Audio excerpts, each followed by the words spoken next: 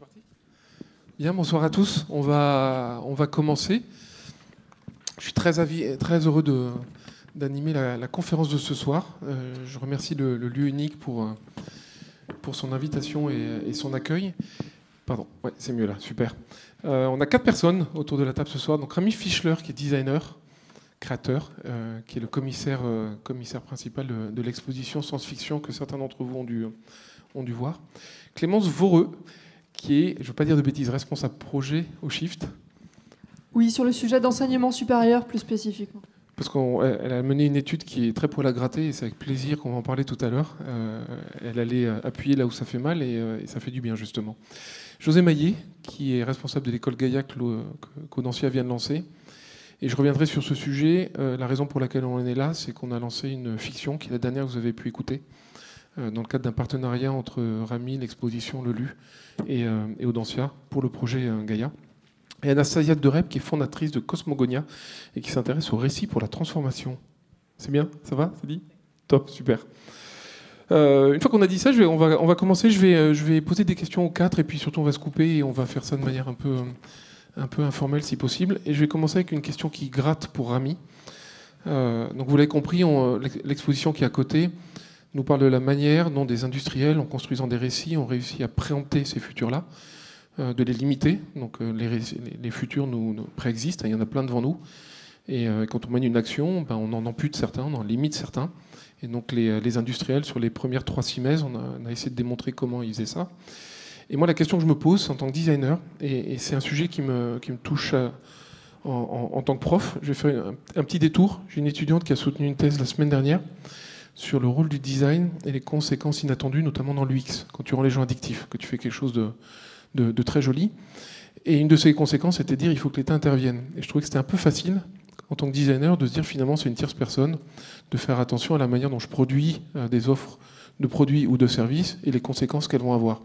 Et on est à une période de l'humanité, on ne peut plus trop se permettre de laisser à d'autres personnes, surtout que vous faites tout en fait, tu dessines ça. Enfin pas toi, mais quelqu'un l'a dessiné. Et donc c'est pas anodin en termes de gestion des enjeux et de pensée de demain. Et je voulais juste avoir ta position sur la thématique, sur ce sujet-là particulier. Oui, merci. Ça commence bien.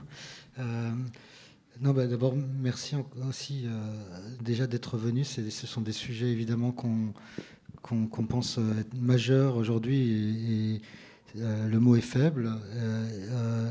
Et malgré tout, on en parlait avant de visiter l'expo, qu'il ne faut pas non plus tomber dans, je dirais, dans une forme de naïveté collective, qui ne sont pas encore des sujets, je dirais, majeurs, qui, je dirais, en tout cas, prennent l'attention sur le monde. On est encore, je dirais, dans une phase transitoire où on ne sait pas trop vers où on va et on ne sait pas trop si chacun, à titre individuel ou collectif, pouvons nous engager dans une voie ou dans une autre. Si ça peut aussi un peu aller dans le sens de ce que tu dis, c'est-à-dire que, en tout cas, mon métier, qui est un métier de designer, mais je pense qu'il est très très proche de celui des métiers qui sont formés à Audencia, ce sont des métiers finalement dans le monde de l'entrepreneuriat. On entreprend des projets. Et donc, du coup, on a un pouvoir positif, mais parfois aussi néfaste, sur la société. Et donc, on a une forme de responsabilité. Individuellement, c'est très, très difficile de se positionner sur cette responsabilité parce qu'à la fin, on est tous finalement acteurs d'un grand projet, mais individuellement employés ou, je dirais... employé par un client ou par une entreprise pour réaliser ce projet. Et donc, nos métiers aujourd'hui sont extrêmement schizophréniques. C'est certain que on est à la fois père de famille, copain, on vit dans la société, on discute toute la journée de ces enjeux et du besoin de changer. Et puis dans la réalité, c'est évidemment très très difficile d'aller au bout de nos rêves. Et moi, je n'ai pas de réponse toute faite. J'en ai peut-être 2. Le premier, c'est que plus que jamais, je pense que le mot influenceur est mal utilisé, mais il a un rôle extrêmement important. C'est étrange comme aujourd'hui, ça fait rêver les enfants de devenir influenceurs, mais en réalité, dans le mauvais sens du terme. Le vrai sujet de l'influence aujourd'hui, c'est comment donner envie, et ça rejoint mon deuxième sujet, comment rendre désirables des idées nouvelles. Je pense qu'aujourd'hui, le cinéma, la fiction, et c'est tout le thème de cette exposition, n'y arrive pas. Clairement, je pense que la stratégie, je dirais, prise par l'industrie, je dirais, du divertissement, va plutôt dans le sens de la dystopie et de la vente je dirais, de récits alarmants, parce qu'ils font vendre et parce qu'ils sont finalement d'une certaine manière aussi désirables. Et à côté de ça, il y a très peu d'alternatives désirables. Et dans mon métier, je dirais que je classerais mes projets un petit peu comme ça. J'ai les projets que je fais aujourd'hui encore à l'ancienne, avec des entreprises qui changent, mais de façon douce, mais clairement qui changent. Je ne connais plus aucune entreprise aujourd'hui dans le monde du luxe, de l'hôtellerie, de la restauration, du divertissement qui n'a pas aujourd'hui pris conscience du virage. Ils n'avancent pas tous à la même, je dirais, à la même vitesse. Et notre rôle, c'est de les accompagner à la vitesse à laquelle ils souhaitent aller. Et parfois, peut-être aller un peu plus vite, mais c'est toujours difficile. Et puis, les projets qui sont portés par, je dirais, une vision beaucoup plus puissante, plus visionnaire, et qui nous porte, nous, designers, nous, acteurs des projets du quotidien, et nous permettent aussi de progresser et de croire, je dirais, en l'avenir. Mais le thème de cette exposition, à la fin, il est très simple, il paraît très très naïf, c'est la désirabilité du monde de demain. On a tous un enjeu là-dedans. Ce mot, en fait, pendant très longtemps, et durant mes études et ma carrière, paraissait anecdotique, superflu, alors qu'il est l'enjeu, c'est rendre désirables des imaginaires et des visions du monde de demain qui vont un jour devenir, si on y croit tous, réels. Bon, juste une seconde, moi j'ai un gros débat sur ça. On a vu que les industriels avaient complètement manipulé, transformé les visions à partir des années 30. Il y a un vrai débat, je pense, sur la capacité et la capacité à produire réellement des imaginaires qui soient non seulement beaux, désirables, mais suffisamment massifs pour avoir je reviendrai tout à l'heure avec Anastasia sur le rôle transformationnel des récits, mais à un moment donné, qui a la charge de produire une alternative qu'on ne voit pas? Il y a eu Bright Mirror, il y a eu 2-3 essais, mais qui n'ont pas eu d'impact réel. Et en même temps, en tant que designer, il y a des designers qui produisent pour des industriels des imaginaires qui sont ceux qu'on a vus là. Et moi, j'arrive toujours pas enfin, je trouve qu'il y a un lien là-dedans où la communauté du design a une vraie responsabilité. Et non, mais c'est ta soirée. Et c'est un vrai sujet. Et c'est un sujet, mais même en termes de politique, qui est en charge de produire des récits alternatifs. Oui, en fait. Tout à fait. Après, il faut être. En fait, peut-être que cette expo est la réponse à ta question. Moi, je me suis posé ces questions-là, et toutes les personnes aujourd'hui un peu consciencieuses se la posent. Et après, est-ce que c'est finalement rassurant ou pas de découvrir que ce qui a produit, je dirais, notre quotidien, pour parler très simplement, parce que finalement, l'objectif, c'est de parler de notre vie quotidienne. On roule dans des voitures qui polluent, on vit dans des villes aujourd'hui que plus personne ne trouve désirables, mais tout ça a été un moment désirable. Et cette désirabilité, elle était produite à une époque où il y a eu une convergence des enjeux entre la créativité, évidemment, mais la créativité au service quand même de la consommation. Et à l'époque, c'était évidemment parfaitement bien accepté, et c'était même indispensable dans une société en crise comme celle du début du siècle. On a soif d'une classe moyenne et d'émergence je dirais, de nouveaux idéaux de vie. Mais c'est une convergence entre la politique. Je suis totalement convaincu qu'en effet, la politique a un énorme devoir aujourd'hui, et elle ne prend pas toujours ses responsabilités, de l'industrie, mais qui elle-même est très proactive aujourd'hui, mais attend qu'on la régularise, qu'on la réglemente, et attendre qu'on lui fasse des propositions. Et je pense qu'encore une fois, la politique a un énorme rôle là-dedans, de la science, des technologies, de la société qui, à un moment, aussi pousse pour une voie plutôt qu'une autre. On le voit dans l'expo, la voiture, je dirais, à combustible, enfin, pardon, à pétrole, pour dire simple, n'était pas la seule alternative. Elle est devenue la seule alternative parce que c'est devenu l'imaginaire, je dirais, dominant. Mais il y en avait d'autres à l'époque électrique.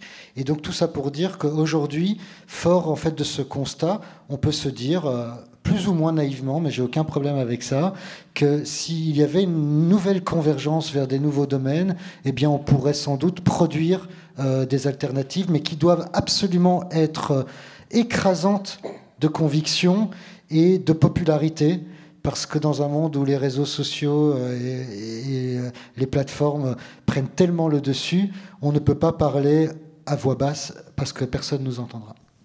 Merci beaucoup. Je voulais commencer avec Rami parce que il m'a semblé que le premier élément, c'était l'enjeu de production du récit en tant que tel. Donc la capacité à l'imaginer et à le produire. Et je travaille avec un auteur qui s'appelle Xavier d'Horizon et qui aime bien raconter une histoire et qui dit il n'y a rien de plus important que la narration et les récits. On a raconté l'histoire d'un type qui s'est fait clouer sur une croix en bois il y a 2000 ans et l'humanité a changé.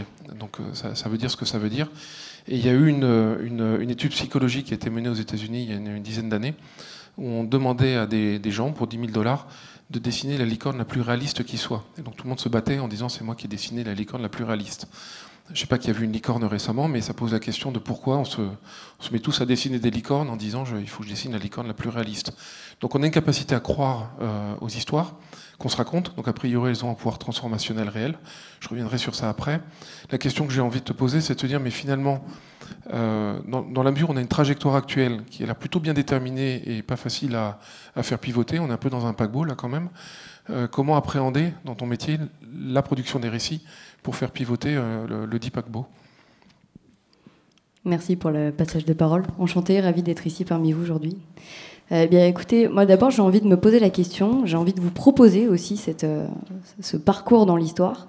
À quoi ont servi les récits de tout temps? Les récits sont présents depuis qu'Homo sapiens est Homo sapiens et on s'en sert depuis toujours pour transmettre de l'information. Donc, ça nous a permis d'être extrêmement résilients, ça nous a permis de nous transmettre des informations qui étaient essentielles pour notre survie mais également notre résilience et ça nous a permis également de développer une forme de coopération. C'est pour ça qu'on en est là aujourd'hui. Donc ça, c'est en guise d'introduction, je voulais proposer ce rappel. Mais maintenant, quand on fait un pas de recul et qu'on se projette sur ce qu'est la société aujourd'hui, 21e siècle, on est dans un héritage qui est plutôt prospère. On pourrait se dire que tout va bien. Prospère dans quel sens? Eh bien, parce que la faim dans le monde a reculé. Objectivement, on a des inégalités qui ont reculé, elles aussi, mais j'y reviendrai un tout petit peu après. L'extrême pauvreté a reculé considérablement. On a de moins en moins de guerres, quoi qu'on en dise. Il y en a toujours, bien évidemment, mais il y en a moins. Et ça, c'est important. L'espérance de vie a littéralement explosé. Depuis 1900, on a fait x2 sur notre capacité à être vivant sur Terre. Et ça, c'est essentiel. Alors, cependant... Donc ça, ce sont les indicateurs, disons, historiques, les indicateurs de développement humain qu'on a l'habitude de voir, qui sont promus généralement dans la société. On a d'autres indicateurs qui commencent à pâlir un peu. Donc, certains stagnent et d'autres même ralentissent. Je fais un petit détour là-dessus. On a par exemple le QI qui ralentit. Ça, c'est important de le préciser. On a les inégalités qui se distendent en fonction de là où on se trouve dans le monde. On a une production de richesses plus importante, mais on a une répartition des richesses qui est désormais très inégale. Et tout ça, ça va bon train, ça augmente. On a le quotient aussi émotionnel, on en parle assez peu, on parle du QI beaucoup, mais le quotient émotionnel, on sait que l'empathie, dans certaines régions du monde, décroît de 40% en l'espace de 30 ans, ce qui est absolument énorme. En tout cas, moi, ça me sidère, je trouve ça extrêmement impressionnant. Donc on est ballotté un peu entre plusieurs situations, on fait face aussi à des indicateurs qui sont très positifs, donc tout va bien, c'est génial. En revanche, on a aussi une dépression ambiante. On n'a jamais consommé autant d'anxiolytiques de par le monde, notamment en France, on est des grands gagnants là-dedans. On fait face à quelque chose qui est systémique, qui est une transformation environnementale. Donc c'est ça mon point, c'est que non seulement les indicateurs habituels sont plutôt honorables, on en a d'autres qui commencent à pâlir, sur lesquels on met peut-être un peu moins l'emphase, et on est dans un contexte qui est éminemment anxiogène parce qu'on se dit, pas forcément vrai, mais en tout cas on se dit que demain sera nécessairement moins bien qu'hier, et nécessairement moins bien de fait qu'aujourd'hui. Donc en cela, pour moi, les récits ont une place prépondérante dans leur capacité à montrer des voies qui sont différentes, qui s'éloignent peu à peu, et on y reviendra peut-être un peu plus tard sur les dystopies qui sont omniprésentes dans nos sociétés. Évidemment, les films, la cinématographie est existentielle là-dedans. On peut faire des détours dans l'effondrement, dans les pénuries, dans la surpopulation, dans des virus à tout va. Donc ça, c'est un peu notre quotidien aussi culturel depuis pas mal d'années. Et on pourrait s'imaginer, on pourrait se permettre de faire un petit pas de côté pour pouvoir mettre en évidence d'autres types de récits qui nous permettent de nous projeter dans des choses qui seraient plus souhaitables, qui nous mettent davantage en joie, en bonheur, en plaisir, et qui nous permettent d'envisager les contraintes à la fois environnementales, sociales, à la lumière de quelque chose dans lequel on a envie de créer de l'énergie, de la dynamisme, et avoir envie d'emmener toute la société avec nous là-dedans. Alors, les connaissances scientifiques, on les connaît, hein, je ne vais pas revenir dessus en détail, mais on dégrade l'environnement très très vite. Ça, c'est un peu notre quotidien. On en entend parler beaucoup aujourd'hui, hein, c'est plus quelque chose de caché, bien loin de là. Le vivant s'effondre. Alors, tout ça, ça alimente aussi ce récit très, très anxiogène. Mais on est certes dans un brouillard qui nous dit que les dystopies et tout cet environnement cinématographique est très crédible, parce qu'on a l'habitude de le voir, et ça nous empêche aussi d'être capable d'aller faire des détours vers autre chose, quelque chose qui serait plus frais, qui serait nouveau, qui donne envie concrètement. Donc comment on crée ces scénarios, et surtout comment on les met en évidence? Eh bien, je pense que tout le monde a un peu une part de responsabilité là-dedans, évidemment toute l'industrie culturelle, ça peut passer par bien des leviers, et tout ça, à mon sens, ça nous permettrait concrètement de changer de point de référence pour être capable d'ouvrir les écoutilles et d'avoir un renouveau bénéfique un peu pour tout le monde. Se mettre en joie, c'est essentiel pour moi, je le réitère, se mettre en joie, se mettre en sécurité en tant qu'humanité et respecter les limites planétaires, ça fait partie des enjeux qui sont les enjeux de ce siècle. On avait envie d'être davantage dans le confort, d'être dans une forme de consumérisme. Et aujourd'hui, on sait aussi, hein, il y a un institut qui s'appelle l'Obsoco, hein, qui travaille sur les perspectives utopiques, qui a mesuré que les Français, donc je reviens plutôt sur les citoyens français, ne se projettent pas du tout dans ces scénarios techno-solutionnistes et ont envie plutôt d'envisager quelque chose de nouveau, à la fois crédible et à la fois attractif. Et l'attractivité, pour l'instant, de ces récits n'est malheureusement pas présente. Donc, qu'est-ce qu'on peut faire? Eh bien là, on peut faire plein de choses, et j'espère qu'on va pouvoir décider ça tous ensemble. Merci beaucoup. C'est un joli débat, cette histoire de technosolutionnisme. À chaque fois, on se retrouve avec des fins du monde, mais il faut qu'on s'en sorte, sinon il n'y a pas d'histoire. Donc il y a un petit enjeu. Moi, je me pose des questions sur la capacité de l'utopie à embarquer. J'ai l'impression que c'est pas hyper drôle à lire une utopie, mais c'est un débat qu'on commence à analyser les... Oui, non, mais honnêtement, il n'y a pas d'opposant, quel est le thème derrière. Donc ça me questionne beaucoup sur le récit alternatif. C'est pas une question, c'était juste je divague là. Mais il n'y a pas vraiment de question derrière. Bref, ça m'intéresse. Juste un point, on a fait une analyse à Audencia, on a analysé 500 imaginaires de fin du monde. Et quand on regarde de manière historique, en fait, on voit que les guerres nucléaires ont tendance à disparaître. On se rend compte que, même si c'est un très bon scénario de film, on arrive à peu près à gérer et on est à peu près adulte sur ça. Par contre, les imaginaires de fin du monde, catastrophes naturelles, sont en train de littéralement exploser depuis 20 ans en termes de prégnance. Donc il y a bien là cette dépression ambiante liée à l'environnement qui se formalise dans nos imaginaires collectifs. J'ai avancé avec Clémence.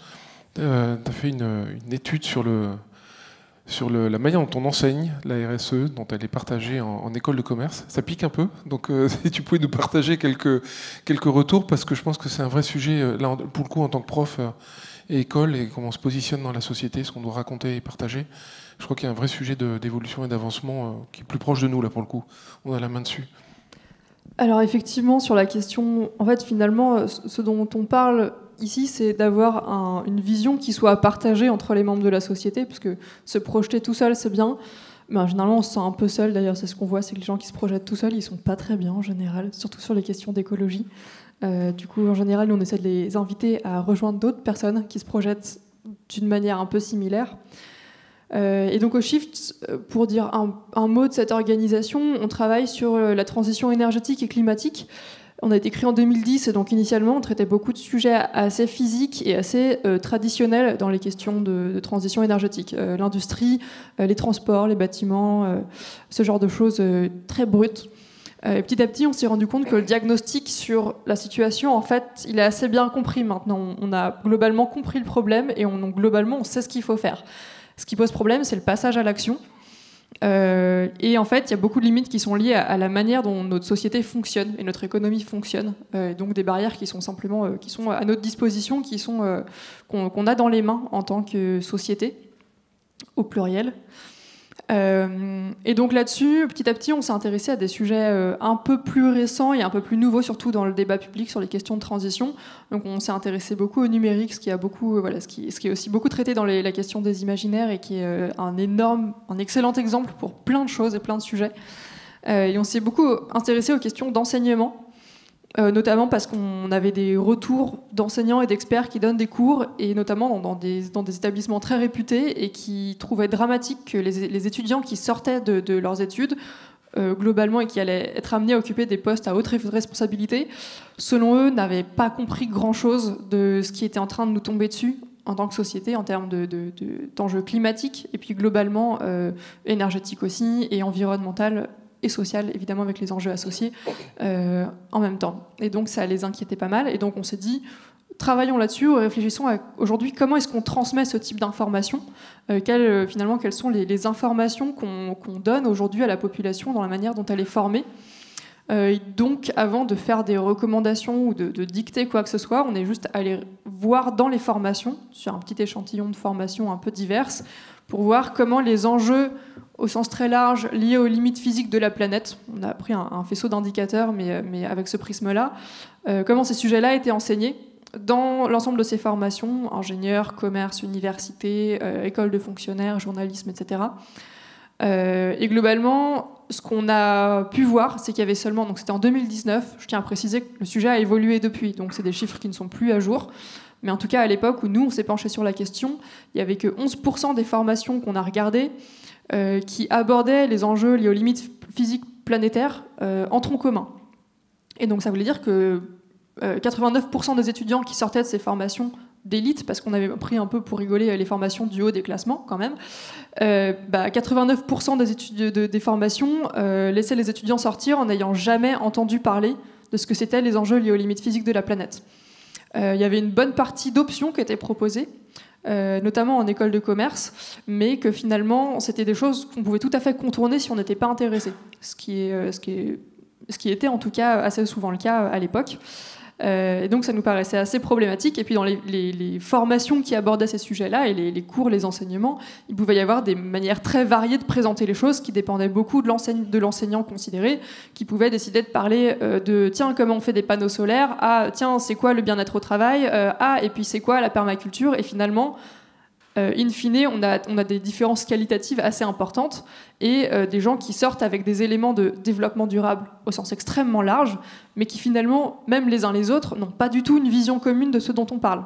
Donc même là, d'un point de vue qualitatif, on ne résout pas du tout la question du récit, puisqu'il y a autant de récits que d'individus. Donc finalement, ça nous a amené à identifier un certain nombre de problématiques et de choses à débloquer pour faire évoluer la situation au niveau national. Et ça posait notamment la question de qu'est-ce qu'on enseigne, qu'est-ce qu'on veut transmettre comme information. On a un État et puis globalement une société, parce que les organisations internationales portent aussi ce genre de discours. On a des objectifs climatiques, on a des objectifs de diminution des inégalités, de la pauvreté, de la faim, de tout ce que vous voulez. Et aujourd'hui, on n'a pas de vision dont on cherche à la faire partager à l'ensemble des populations concernées qui sont censées la mettre en œuvre. Et ça nous a paru au Shift assez problématique. Et donc, ce qu'on essaye d'insuffler aujourd'hui, c'est cette idée d'avoir, au-delà, on a eu une convention citoyenne pour le climat. En fait, ça nécessite d'avoir en parallèle une sorte de convention de l'enseignement pour le climat, ou d'une forme de transmission de l'information pour le climat, qui est quelle vision de la société on veut donner, qui corresponde à tous ces objectifs qu'on s'est fixés, et quelle est la manière, comment est-ce qu'on forme à la fois à l'école, à la petite école, le collège, le lycée, l'enseignement supérieur, la formation tout au long de la vie, mais aussi, puisqu'on va au-delà, les médias aussi, parce que ça donne aussi beaucoup d'informations. Comment est-ce qu'on transmet une vision qui soit commune et partagée, et dont les citoyens puissent vraiment se l'approprier et en discuter et y adhérer, puisque finalement on retombe toujours sur cette question de désirabilité, qui est, si on veut que les citoyens, les individus, que ce soit au niveau privé, personnel, et individuel et professionnel, se l'approprient, il faut simplement qu'on permette à tout le monde d'en discuter collectivement, d'en débattre, de le définir avec ses propres mots aussi. Et nous, c'est ce qu'on essaye de faire à Audencia, puisqu'il y a un partenariat entre le Shift et Audencia pour travailler sur ces questions-là, qu'on cherche à faire avec les enseignants notamment, parce que c'est aussi très important que les enseignants réfléchissent eux-mêmes, s'approprient le sujet et le définissent avec leurs mots, pour ensuite faire évoluer leurs cours, chacun dans leur cours disciplinaire, mais d'une manière commune.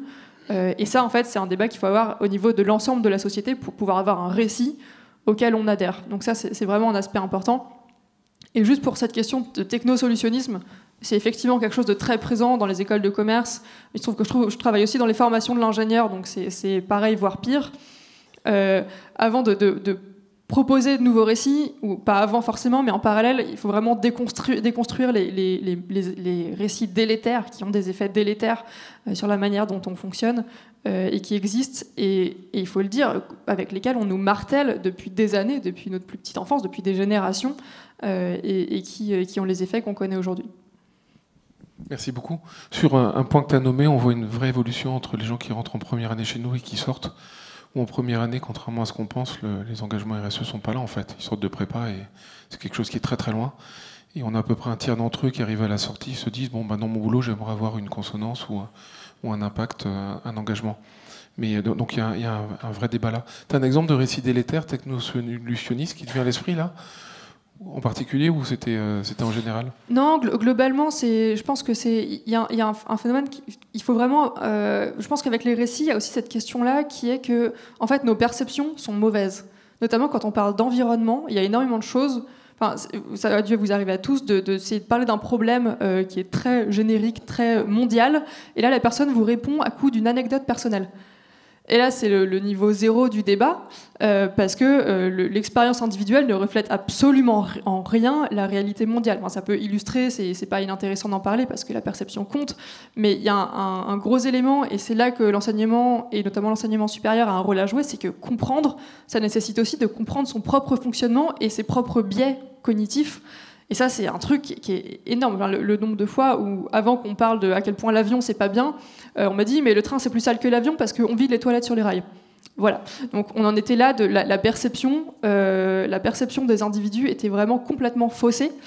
Et moi, le nombre d'amis ou de gens que j'ai autour de moi, on revient sur l'anecdote personnelle, qui disent ah, mais la publicité n'a aucun effet sur moi. Moi, je suis tout à fait capable de distinguer que ça, c'est bien une publicité et que du coup, ça ne m'influence pas du tout.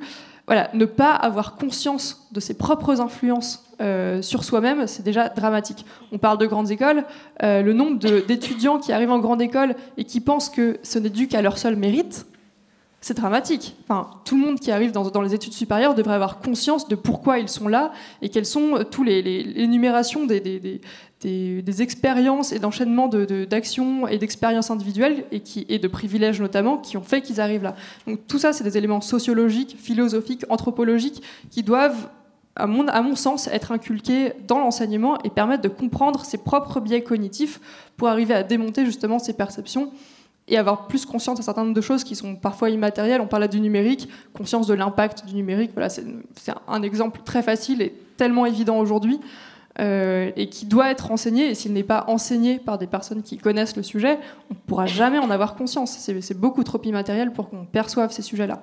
Voilà, d'où cette question de faire le lien entre le récit et la question de la compréhension de tous les éléments qu'il y a derrière. Merci beaucoup, ça gratte, c'est bien. Avant de passer la parole à José, ce que je vous propose, c'est, pour ceux qui ont l'occasion de la découvrir, vous la connaissez, la fiction de Camille de Toledo.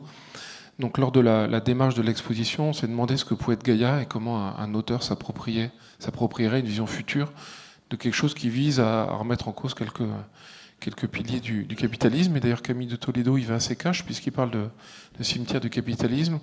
On va vous passer 4 minutes juste de Camille de Toledo, où il explique comment il a appréhendé le challenge qu'on lui a donné, et comment il y répond. Après, je vous encouragerai, pour ceux qui ne l'ont pas écouté, à aller la voir.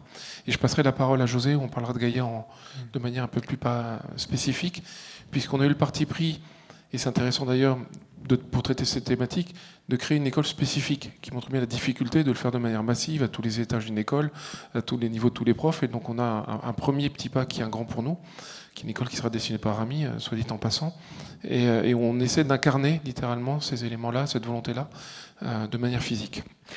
Est-ce qu'on peut écouter juste pour introduire oui. Camille, juste pour dire, pour s'excuser auprès de lui, déjà, il ne peut pas être présent avec nous aujourd'hui, il vit à Berlin, et puis il nous a fait une petite interview, mais il est très long, enfin en tout cas trop long pour la conversation, donc vous allez la prendre en cours de route, mais évidemment elle vous sera diffusée en même temps que le récit et l'introduction du récit à travers, j'imagine, la plateforme Audencia. Et très important peut-être de vous expliquer que c'est un récit totalement libre, hein, c'est celui d'un auteur. Il a écouté toutes nos discussions, puisque je lui ai partagé tous les échanges qu'on a eus en amont de son écriture. Et il a finalement sa vie et son expérience personnelle qui rentrent en ligne de compte avec un récit plus universel. On revient toujours à cette idée de soi aussi. Il a une expérience personnelle que vous pourrez certainement découvrir en lisant ses romans et qui est très intéressant dans la façon dont il aborde la question de l'école.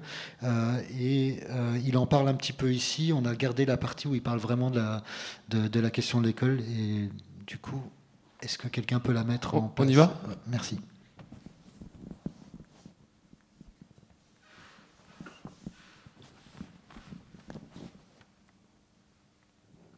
De la fiction, de ce rôle de la fiction. Après, une pensée plus précise pour introduire ce récit. Donc, le pari ou la commande, en quelque sorte, c'était qu'est-ce que serait cette bascule pour les écoles, pour nos pédagogies, pour passer d'une pédagogie de ces écoles, en fait, qui enseignent la productivité, la rentabilité, des notions comme le management, en fait, le management des ressources, comment est-ce qu'on améliore la compétitivité, la concurrence, qu'est-ce que réussir, qu'est-ce qu'une réussite, une pensée qui est orientée vers la production ou l'investissement, enfin tout ce qui structure en fait le capitalisme, disons de prédation ou d'extraction, qui montre aujourd'hui même plus ses limites, en fait. C'est vraiment la crise terrestre qu'il engage, qu'il produit. Eh bien, toutes ces notions, comment est-ce qu'on imaginerait les transformer dans une école qui aurait le souci de la Terre et de ses limites, de ses contraintes géophysiques, avec notamment qui intégrerait les différentes sciences du vivant, les sciences de la nature et tout ce que nous avons appris au cours d'un long XXe siècle, à partir notamment des blessures terrestres. Et donc, souvent, je vois en fait que le premier réflexe, précisément parce que nous sommes une espèce narrative, le premier réflexe est souvent celui du réenchantement. On parle de réenchanter les récits. En fait, c'est la réponse, en quelque sorte, des optimistes au pessimisme terrestre. Enfin, c'est la réponse du Quichotte au froid Sancho Panza. Hein. C'est celui qui cherche à réenchanter sans cesse, à reprendre le travail de récit, à réenchanter. Mais à chaque fois, en fait, ces récits de réenchantement, il me semble, ils passent à côté de quelque chose qui est comme un rituel de passage que l'on connaît dans les cultures autres, dans les cultures non naturalistes, qui ont gardé un lien avec justement des gestes rituels qui lient à la nature ou autre. Ce rituel de passage, c'est celui qui nous fait repasser par la mort. Et c'est le sens de cette œuvre que vous trouverez au cœur de ce récit, c'est-à-dire le capitalisme est un régime qui ne pense pas à la mort qu'il produit, qui ne pense pas aux disparitions qu'il produit. En fait, il ne se perçoit que comme progrès. Là où d'autres régimes du monde, comme le communisme, qu'on a vu, nous, dans ma génération, s'achever d'une certaine façon, la mort dans le communisme a été pensée, elle a été exposée. Il y a des musées des morts du communisme, il y a des musées des exactions, des douleurs, des blessures infligées par ce régime du monde. Et souvent, en fait, le capitalisme enjambe cette épreuve de la mort. En fait, c'est comme s'il n'arrivait pas à se penser autrement que sur un mode de positivité. Et je crois qu'en fait, il faut, dans cette école terrestre, c'est un peu comme ça qu'il y a ce récit avec cet artiste qui a travaillé à ce cimetière du capitalisme, un peu comme il y a eu un cimetière des différentes idéologies qui ont... Je pense que c'est un point de départ. Il faut, comme les Égyptiens aussi ont des rituels de mort, voilà, il faut en quelque sorte en passer par là. Et c'est ce que tous les récits, y compris du GIEC sur l'habitabilité de la Terre, y compris de la destruction des espèces, essayent de faire, et le capitalisme y répond que par du positif, en disant mais nous allons réenchanter, nous allons produire un capitalisme vert, etc. Alors qu'en fait, à mes yeux, dans une pédagogie à venir, c'est comme un rituel, en fait, c'est remettre la mort dans la vie, c'est dire bon, il y a cette mort-là, et c'est de cette mort-là, en fait, c'est par cette mort-là qu'on est obligé de repenser tous les termes de ce régime qu'on va appeler capitaliste. Et donc, c'est en quelque sorte ce rituel, et j'avais à l'esprit beaucoup de mémoriaux, ces monuments, des mémorials. Donc, c'est à partir de là, de cette traversée comme d'un sas. Et quand on parle d'école, on ne sait pas si on parle d'un bâtiment, est-ce que justement on va penser plutôt une forêt ou un village qu'une école qui a cette dimension parfois un peu pénitentiaire. Mais il y a toujours, en tout cas, quand on veut bâtir quelque chose ou édifier, et l'école, l'université, c'est des histoires de bâtisseurs. Quand on veut bâtir une nouvelle ou concevoir une nouvelle pédagogie, il faut un seuil, il faut un passage. Et je crois qu'il y a ça, en fait, ce passage par l'effroi, ce passage par les espèces disparues. C'est-à-dire que pour moi, en fait, un bon sas, une bonne pierre de taille qui permettrait de passer le seuil de cette école, ce serait un sas, un seuil où on traverserait ce constat, en fait, ce diagnostic. On le traverserait et on n'y resterait pas. Parce que le problème aujourd'hui auquel on fait face, c'est qu'il y a évidemment tous ces récits de collapsologie, d'effondrement. Il y a évidemment tous ces scénarios d'apocalypse sur le réchauffement climatique. Et en fait, le problème de la mort, souvent en Occident, c'est qu'elle effraie, en fait. C'est comme une gorgone, en fait. On a peur de rester médusé par justement ce visage de méduse. Et alors que précisément, en fait, la mort, dans la vie, elle se traverse. Et c'est justement précisément dans ce recommencement de la vie, dans ce retour à la vie, on parle beaucoup dans cette saison du vivant, retrouver les voies de la terre, qu'on a de l'autre côté de ce seuil, de ce sas. Et c'est un peu comme ça que j'ai conçu ce texte. Donc on voit bien qu'il y a un combat de récit, hein, littéralement, un territoire à occuper, avec d'un côté un capitalisme un peu effréné, avec une croissance sans fin, la collapsologie de l'autre côté, et puis la vision de Camille de Toledo, d'une espèce de seuil pour se rendre compte, vivre, digérer, puis après essayer de se transformer. Donc toi, c'est facile de passer après Camille de Toledo, je te passe la balle. En quoi est-ce que... Mais c'est une question sincère en plus, toi. Quand on crée Gaïa, comment tu l'appréhendes? C'est quoi l'ambition? Qu'est-ce qu'on essaie de faire avec nos petits bras? Alors déjà, on essaie de ne pas faire une prison. Je pense qu'effectivement, ou un pénitencier, c'est quelque chose d'important. Ça me fait penser à un de mes enfants qui me demandait ce qu'était un esclave. Et la réponse que j'ai fournie, c'était quelqu'un qui faisait un travail non rémunéré de manière obligatoire. Et à 5 ans, en bon philosophe, il m'a répondu c'est comme moi quand je vais à l'école. Et je me suis dit qu'il y avait peut-être une réflexion à mener, moi qui étais en pleine construction d'une école.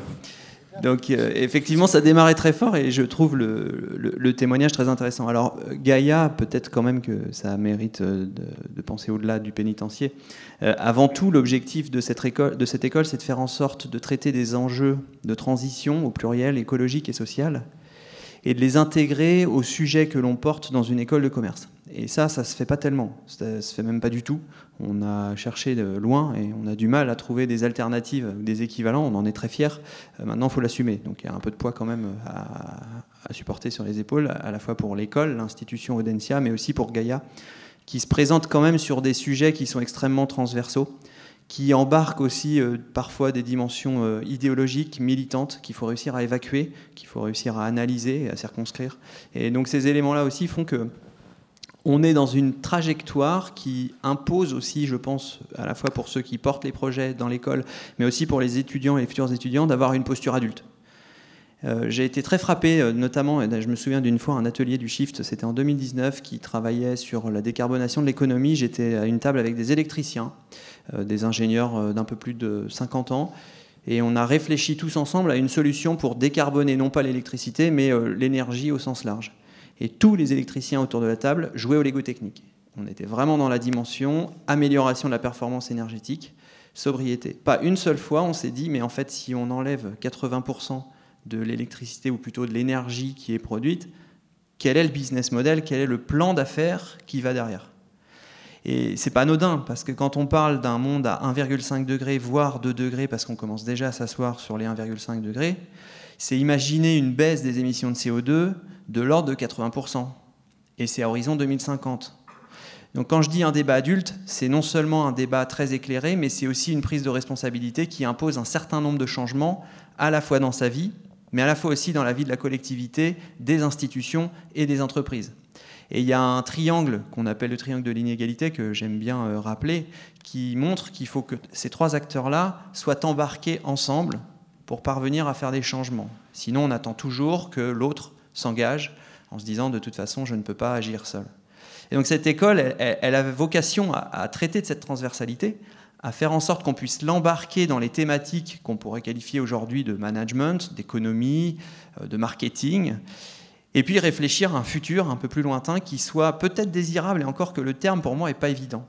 Et la désirabilité de demain, je pense qu'il y a aussi des gens qui désirent beaucoup déjà aujourd'hui, avec l'existant. On est souvent dans une idée où... En fait, je pense qu'on est tellement dans une profusion de matériel qu'on ne se rend pas compte qu'ici, on pourrait avoir froid. Je lisais un bouquin il n'y a pas longtemps, et vous connaissez sans doute, de Kessel, de Joseph Kessel. Et que disait-il ? Il parlait de Mermoz. Et ce qui était très impressionnant, c'est que Mermoz avait des gerçures aux doigts, et l'eau des toilettes était gelée à l'école. On pense là un peu plus matériellement peut-être. Et donc en fait, on est dans une forme de confort qui est immense, qui est quand même très désirable, il ne faut pas l'oublier, pour un paquet de personnes sur cette planète. Donc demander aussi de renoncer à ce genre de choses et d'aller vers un futur désirable, il faut le faire quand même avec un peu d'humilité et un peu de prudence. Donc ça aussi, ça fait partie des sujets qu'on essaie d'intégrer. On va voir comment ça va se mener, mais pour l'instant, on se lance avec une vision un peu fil rouge sur d'où on vient, où nous en sommes aujourd'hui en tant qu'humanité, et où nous allons et comment nous allons nous y prendre pour y aller. Donc on est vraiment dans cette dimension fil rouge, on essaie de casser un peu les silos de l'enseignement classique et de faire en sorte qu'on ait une vision un peu plus ouverte, un peu plus adulte, et des comportements qu'ils sont. Et juste un point aussi sur la désirabilité, je pense quand même qu'il est très important aussi de mesurer que quand on a affaire à des étudiants de 20 ans, on a aussi envie de fun, on a envie de faire la fête, et on n'a pas envie d'avoir que ce sujet hyper sérieux qu'on nous rapporte depuis qu'on est né. Quand on est né dans les années 2000, on sait ce problème climatique depuis très longtemps. Ben oui, mais en fait, on le sait mal, parce qu'il y a eu assez peu d'enseignements concrets sur ces sujets-là. Et en plus, puisqu'on est né dans cet élément-là, mais que finalement, ça se passe plutôt bien pour moi, si on n'est pas plus éduqué sur le sujet, on va avoir beaucoup de mal à embarquer dans un projet de transition, puisque finalement, on en parle, mais bon, on vit à peu près bien. Donc, il y a aussi ce sujet majeur d'embarquer les étudiants à travers un savoir, mais aussi à travers une conscientisation qui dépasse, à mon avis, le pur cognitif. Voilà. Merci beaucoup. On arrive à la fin de cette première partie. L'objectif, c'était de vous partager les points de vue d'un designer qui produit des récits, de quelqu'un qui est spécialiste des récits, quelqu'un qui est expert de l'évolution du monde et de la manière dont un prof pourrait appréhender ces sujets-là. C'est un regard croisé. Est-ce que vous avez des questions pour avoir un moment d'échange ? Je me tourne vers l'organisation, j'espère que oui. Eric, au fond, un étudiant justement. Allez, est-ce qu'on...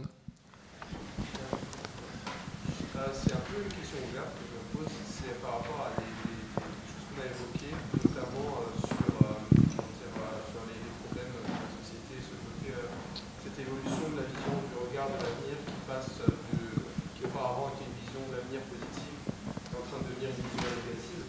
Et en fait, c'est plus une question ouverte. Est-ce que vous ne pensez pas qu'on est en train de s'enliser dans une sorte de paradoxe de l'insatisfaction croissante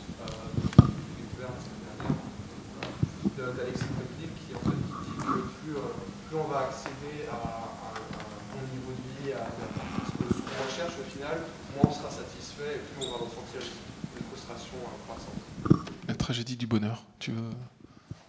Je pense qu'il y a d'autres personnes qui peuvent parler de ça, peut-être Anastasia, mais juste sur le point, en effet, qui relie le début de l'exposition avec cette idée que la technologie peut tout résoudre, évidemment à une époque où elle était magique et extraordinaire, et puis surtout qu'elle allait petit à petit arriver de façon très démocratique dans la vie des gens. Et notre époque, en effet, et José l'a très bien dit, où tout est là, dans nos sociétés, il faut le rappeler, et c'est peut-être le double danger. À la fois, on parle de planète, mais en même temps, on est en compétition entre différents cultures, différentes sociétés qui n'évoluent pas au même rythme. Et ce n'est pas à l'échelle de la France qu'on va sauver le monde non plus. Et donc, du coup, c'est une triple schizophrénie parce qu'on sait que même si on devenait exemplaire à l'échelle d'une seule société qui pourrait faire quelques efforts, je dirais, dans son confort, ça ne résoudrait absolument pas les problèmes, je dirais, planétaires. Mais moi, j'ai tendance à croire, et c'est pour ça aussi, et je m'arrêterai sur ce détail-là, même s'il peut paraître anecdotique, que nous avons porté nos récits sur la question des métiers. C'est pas anodin que tout à l'heure, José parlait des esclaves. Moi, je crois beaucoup, encore une fois, ça fait partie, je crois, de la nature humaine. Nous sommes des entrepreneurs dans l'âme. Nous fabriquons, nous bâtissons, nous ne changerons pas de ce point de vue-là, nous consommons. Et l'idéal, en fait, pour moi, c'est d'inventer des désirabilités de nouveaux métiers qui ne sont pas forcément aussi consuméristes. C'est pour ça qu'on a des métiers inédits. Je prends l'exemple de la médecine. Qu'est-ce que c'est aujourd'hui un jeune qui veut devenir médecin et qui ne sait pas trop ce que va devenir ce métier, sachant qu'on lui explique que l'intelligence artificielle va totalement révolutionner ce domaine et que dans 5 ans, il n'y aura sans doute plus besoin de médecins. Comment se positionner par rapport à ça? Il y a peu de gens qui en parlent et ça manque d'imaginaire, je pense, pour imaginer ce que pourrait être quelqu'un qui s'intéresse aux autres de manière empathique, mais qui n'aura pas forcément besoin de la même formation, mais donc du coup des mêmes outils, des mêmes établissements, des mêmes infrastructures. Et vous voyez que quand on commence à penser comme ça, eh bien, il y a toute la chaîne de construction, de développement, de conception qui suit. Et de ce point de vue-là, j'ai l'impression qu'il y a des boulevards vraiment à tracer et qui sont, de mon point de vue en tout cas, désirables. Pour rebondir sur la question, parce que le sujet était une forme d'insatisfaction chronique. Moi, je pense concrètement qu'on est rentré dans une phase depuis un bon moment déjà qui est caractérisée par une forme d'illimitisme. Ça, on le sait, hein, c'est ce qui nous amène aussi à dépasser les limites planétaires qu'on a à peu près grignoté à la moitié de l'année, hein, soit dit en passant. Mais aujourd'hui, j'ai l'impression qu'on a surtout dépassé et déplacé une norme. Donc la norme de ce qui pouvait être quelque chose de rassurant, de suffisant, de sécuritaire auparavant se déplace d'année en année et va toujours dans la même direction. Donc l'intention aujourd'hui, ce serait de se demander quelle direction on pourrait prendre, pour faire le lien avec ce que tu disais aussi, Rami, quel genre d'imaginaire on peut construire. Et il y a plein de choses extrêmement enthousiasmantes sur lesquelles on peut croître, au-delà de la consommation, la production, les indicateurs économiques habituels. Je ne dis pas qu'il faut arrêter les indicateurs économiques, je dis qu'il faut envisager de nouvelles manières de les faire, et en plaçant notamment le vivant au centre, en plaçant l'humain au centre également, d'autres indicateurs de développement humain qu'on n'a peut-être pas encore imaginés, mais qui sont quand même déjà bien dessinés. On a pas mal d'idées là-dessus. Et surtout de voir comment on peut croître différemment. Donc comment on peut imaginer l'éducation différemment, comment on peut changer notre rapport à l'enseignement, à ce qu'on a envie d'apprendre, et d'y aller encore une fois avec plaisir, avec enthousiasme. Comment on peut, pourquoi pas, changer nos modes de gouvernance. Il y a énormément de choses à faire là-dedans qui sont absolument passionnantes. Je reviens sur les indicateurs qui sont, à mon sens, moins sympathiques. L'engagement politique, le fait d'aller voter, tout ça, ce sont des indicateurs qui, à mon sens dénotent d'une volonté de faire table rase de quelque chose qui ne nous convient plus, parce que la manière de faire ne nous convient pas.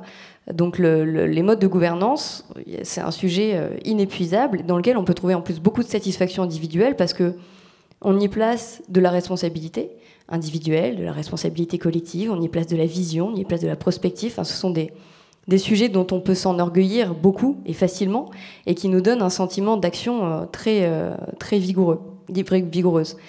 Dans quoi on peut croître également? Eh bien, on peut envisager de produire différemment, d'être un peu plus dans le low-tech, pourquoi pas, de faire preuve de plus de créativité, de développer les capacités psychosociales, de bypasser nos biais cognitifs, pourquoi pas. Donc tout ça, ce sont des perspectives qui, en tout cas, moi, m'enthousiasment. J'ai l'impression qu'il y a pas mal de gens qui m'entourent ou qui sont dans cette société, que ça enthousiasme également. Donc l'enjeu, c'est de savoir comment on peut plutôt mettre ce curseur sur ces indicateurs de développement nouveaux pour tout à chacun. Un point sur l'inertie du système climatique qui ne nous aide pas. Pour moi, ça, c'est aussi un peu un fléau. C'est-à-dire qu'on ne se prend pas un mur, on n'est pas à 180 km/h avec un mur au bout, on rentre progressivement dans un bourbier. Et ça, c'est un peu le problème de la grenouille et la météo, c'est-à-dire que si on fait monter tranquillement la température, la grenouille ne se sauve pas. Ben là, on est un peu en météo à très grande échelle. Et finalement, on ne se sauve pas et on a peur de faire un changement qui nous coûte plus que ce dans quoi on est, même si ça empire suffisamment lentement. On a ce qu'on appelle aussi un principe d'amnésie écologique, ou le syndrome de la référence changeante, qui fait qu'on ne prend pour repère que sa propre naissance sur le plan environnemental. Donc chacun ici vit une temporalité qui correspond avec un peu de chance à 80-100 ans, mais pas 1000, ni 200, ni 300. Et donc on a beaucoup de mal avec nos sens à palper le changement, on le voit, mais de manière très ténue. Et en général, quand il faut agir, on arrive plutôt à la fin de la vie, quoi. Parce que sur la vingtaine d'années qu'on a eu au départ, on n'a pas tellement eu ce problème. Donc il faut embarquer les gens. Je reparle sur cette notion de savoir que j'avais tout à l'heure, qui est très importante. Mais à mon avis, il y a quand même la possibilité d'avoir des narratifs, des récits qui emmènent les jeunes, parce que moi je m'intéresse essentiellement aux jeunes, mais pas que, sur l'école, qui emmènent avec l'envie. Et je prends souvent cet exemple que j'apprécie, c'est celui du vélo cargo. On se moque beaucoup de monsieur ou madame qui à 16h30 va chercher les enfants avec son vélo cargo et fonce ensuite à la Biocoop pour récupérer un petit cajot de légumes bio, vegan, et ensuite rentre à la maison pour mijoter tout ça. On se moque un peu de ce récit, mais entre ça ou avoir mis le même budget dans une petite voiture de ville pour faire tous ces déplacements et ensuite aller au supermarché, on a quand même réduit beaucoup les émissions de carbone. On a peut-être aussi désenclavé un petit peu les infrastructures routières et on contribue indirectement à un bien-être collectif, donc à la fois individuel et collectif. Donc embarquer dans des projets sympas, un peu fun, etc., on peut s'en moquer aussi, c'est quand même une touche d'espoir. Et puis le dernier point, et je m'arrêterai là, mais l'humain est un formidable bâtisseur, on l'a déjà dit. Et je propose souvent à mes étudiants aussi les exercices de pratique intellectuelle, parce que c'est un très très grand stimulant, et on peut construire avec le cerveau, on peut aussi construire avec des objets de récup. Parfois on s'amuse autant qu'avec des objets neufs, c'est pas tellement difficile, les charpentiers le savent très bien, et il y a de l'économie de seconde main qui peut être très intéressante également. Il y a plein de projets qui peuvent être portés à tous les niveaux d'une société, et qui peuvent être tout à fait stimulants s'ils sont proposés comme tels. Mais encore une fois, faut-il les récits? J'ai le droit de surenchérir. Ouais, je pense que, moi, j'insiste vraiment sur. Je pense que le cerveau humain, c'est un cerveau qui est très très suggestif, et extrêmement influençable et aussi extrêmement curieux.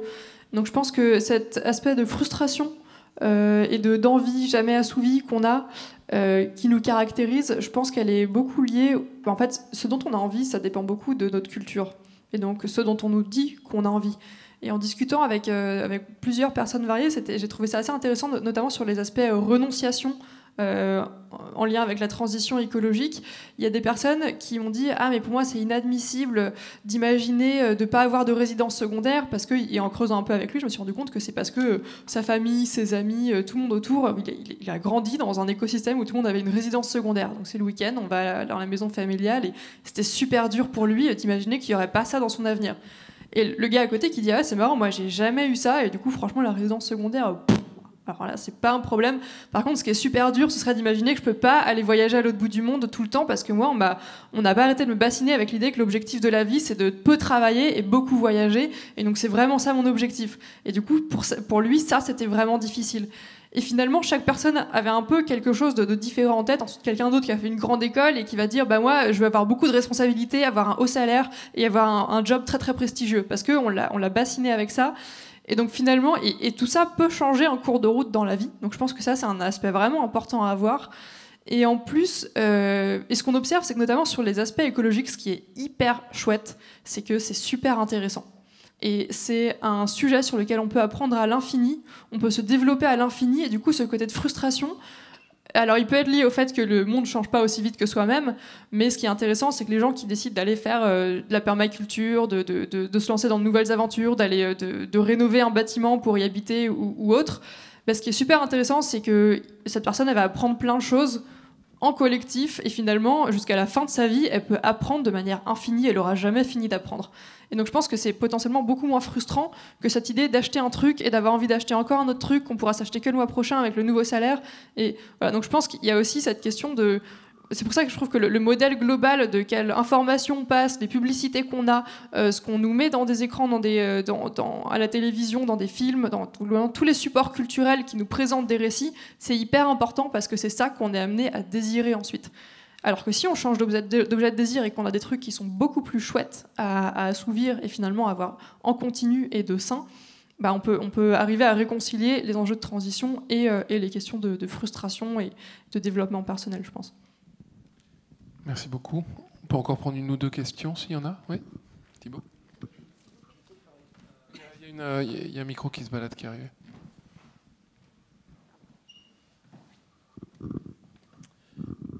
Merci. Je vais essayer de parler de manière assez succincte. Une question plutôt pragmatique. On a vu que, notamment à travers l'exposition, que sur le XXe siècle, les différents récits étaient plutôt positifs avec de l'innovation, etc. Maintenant, on voit qu'il y a une vraie transition avec des récits plutôt négatifs. On le voit avec les séries, le milieu du cinéma, etc.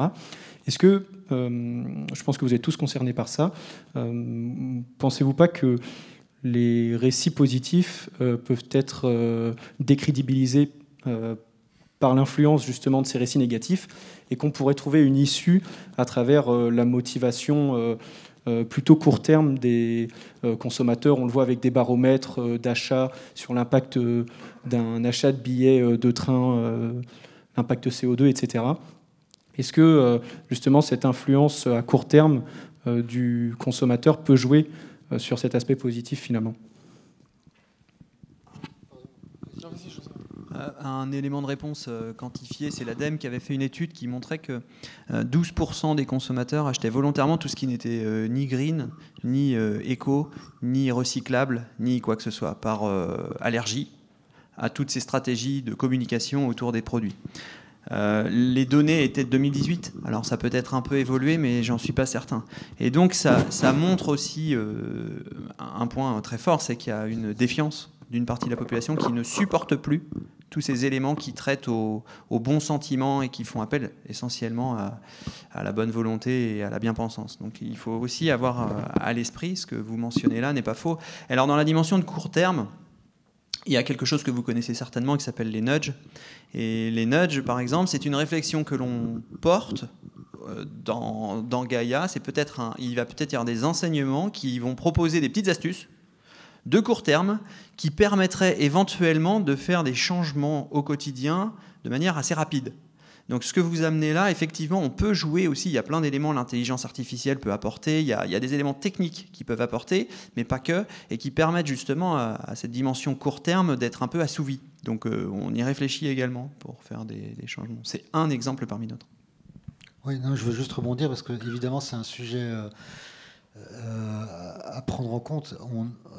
Et je veux clarifier le fait que l'exposition ne dit pas, et je ne dis pas, reprenons exactement ce modèle-là et reproduisons-le aujourd'hui. Ce qui m'intéresse, c'est la mécanique plutôt. Et vous avez, je crois, d'ailleurs trouvé le bon exemple. Pour moi, la traçabilité, par exemple, c'est un récit. On n'est pas obligé en fait de partir sur le cinéma et sur les récits conventionnels pour essayer, parce que d'ailleurs ils sont souvent décrédibilisés, pour essayer de convaincre. Aujourd'hui, il y a tout un tas de nouveaux récits, l'oralité, les communautés qui se retrouvent malheureusement trop souvent aujourd'hui pour des mauvaises raisons, mais en réalité, il y a énormément de leviers de production de nouveaux récits qui ne doivent, selon moi, et ça c'est un avis personnel, pas passer justement par le biais, je dirais, des acteurs conventionnels de la fiction.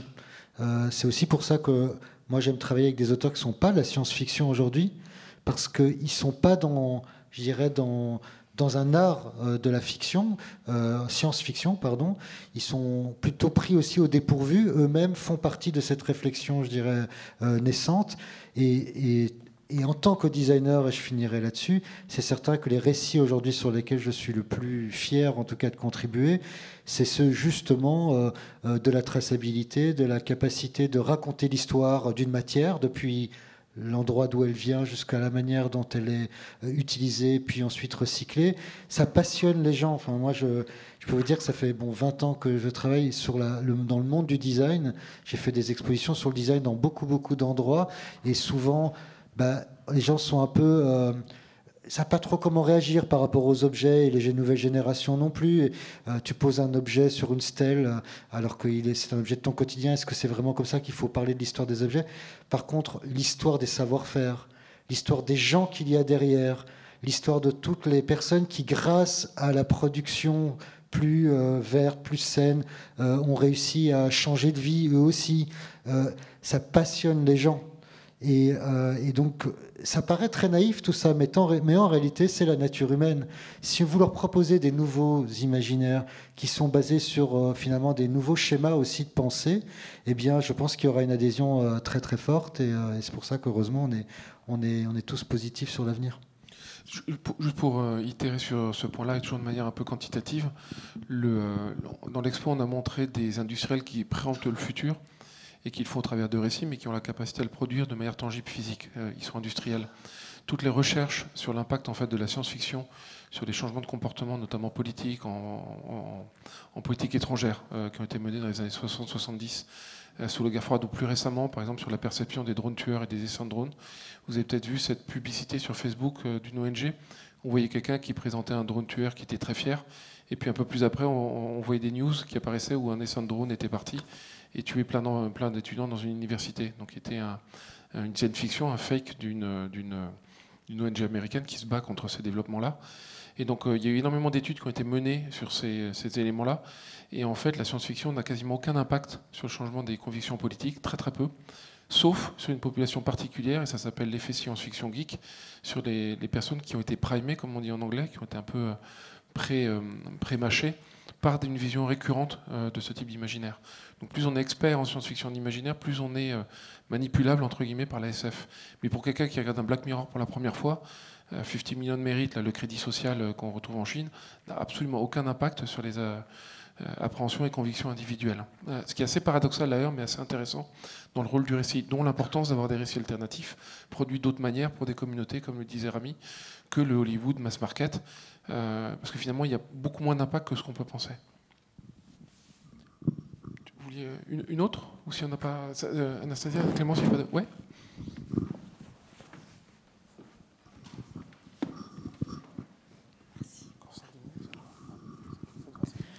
Bonjour. Tout ce dont on est en train de parler, ça concerne essentiellement nous en tant que personnes. C'est ce que je comprends. Or, on vit dans une société capitaliste, encore. Comment vous appréhendez le fait de changer de modèle de société quand on doit s'adresser à des industriels, des banques, des producteurs de pétrole? Voilà. En fait, on est très, très dépendant de ces grands acteurs. Et sans les faire changer, eux, comment, nous, à notre petite échelle, on pourra changer dans notre coin, mais on ne va pas pouvoir changer la société.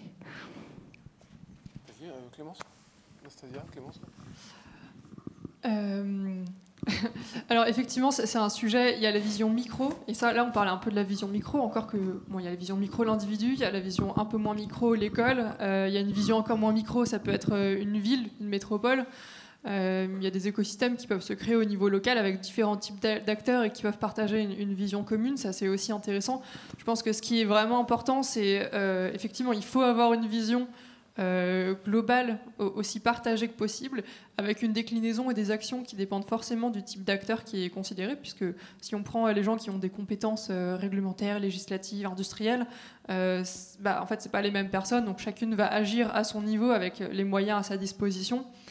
Je pense que finalement la discussion derrière, c'est arriver à avoir un grand débat. On a un peu essayé par le passé, mais finalement c'est discuter de quelle vision du monde où est-ce qu'on veut s'orienter. Donc au Shift, c'est quelque chose qui nous occupe pas mal, puisqu'il se trouve que là, depuis au moment où le Covid a démarré, on s'est dit oulala, la question risque de se poser quand il va falloir relancer le pays.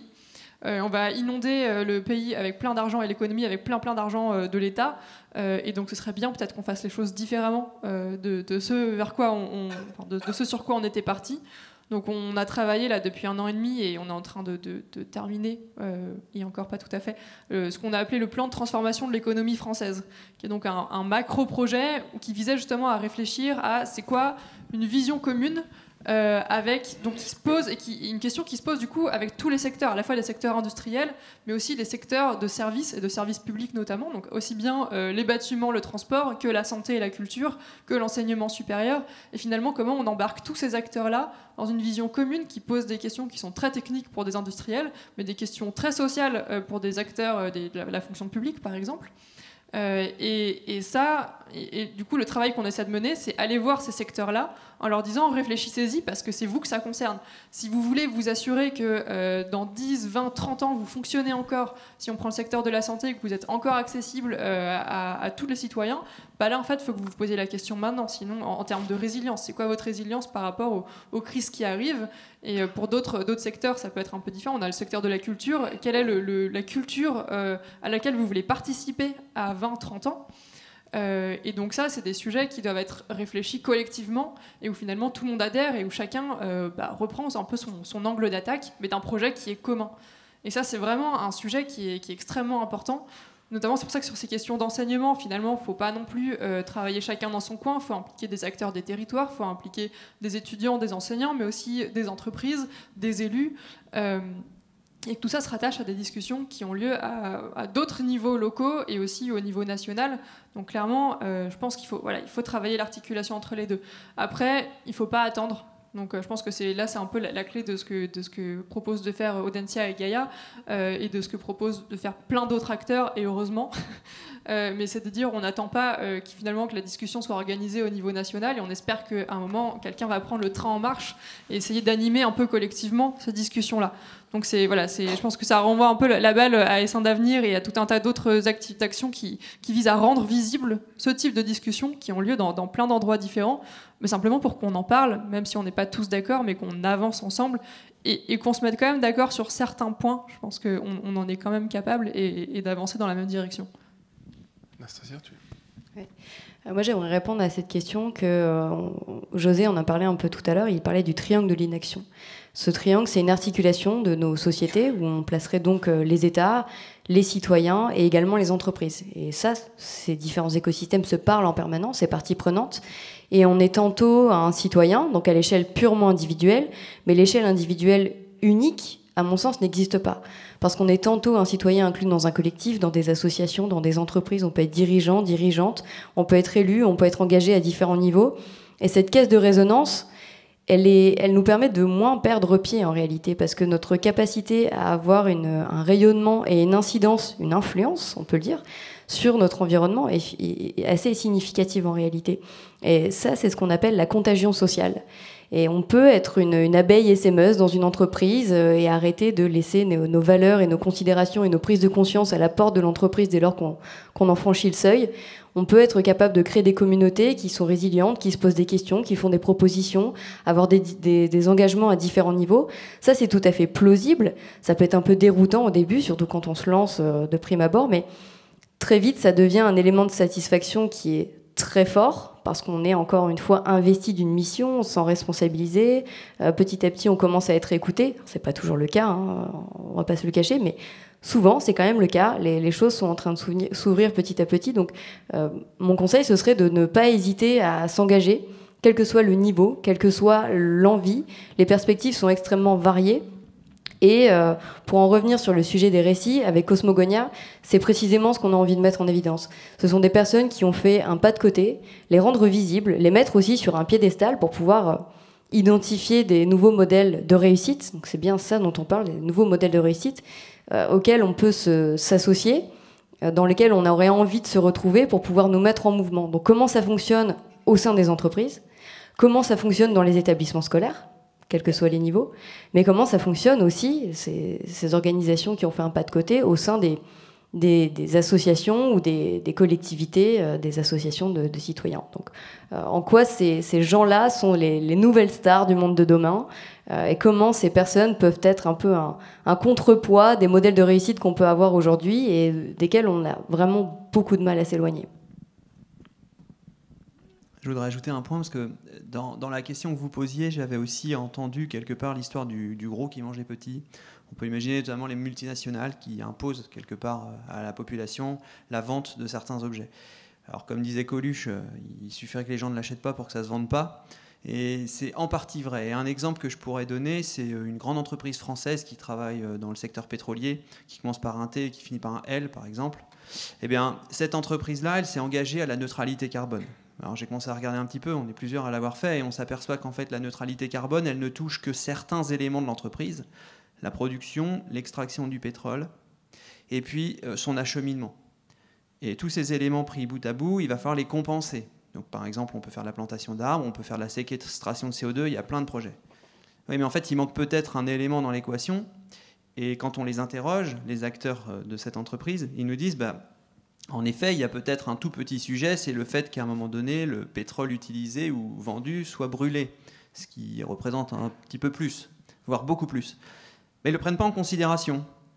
Alors, est-ce qu'on considère qu'ils sont irresponsables ? Ou est-ce que finalement, ils n'ont pas complètement tort ? Et je pense qu'ils ont plutôt raison en disant il y a aussi une part de la responsabilité de tous, ici, à utiliser à un moment donné les produits qui sont raffinés, qui sont produits. Donc bien sûr, c'est un ensemble très complexe qui fait qu'on en est arrivé à un monde très automobile, à un monde très fossile, etc.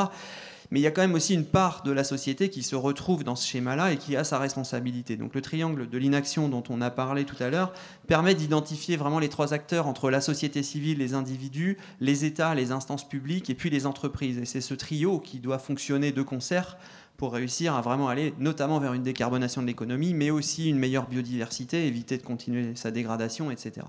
Et ce sujet, il est vraiment très important. Et je me dis que ça vaut le coup de prendre au pied de la lettre cette recommandation en disant très bien, vous allez vers votre neutralité carbone, mais nous, on s'engage à ne plus acheter votre pétrole. C'est un vrai engagement. À la limite, on est tous responsables dans cette histoire-là. On partage la responsabilité avec eux. Sur ce joli mot, on va arrêter on va finir cette table ronde. Merci infiniment d'être venu. Et puis, vous restez là après, je crois, si vous voulez échanger individuellement. Je pense qu'ils seront ravis. Merci beaucoup.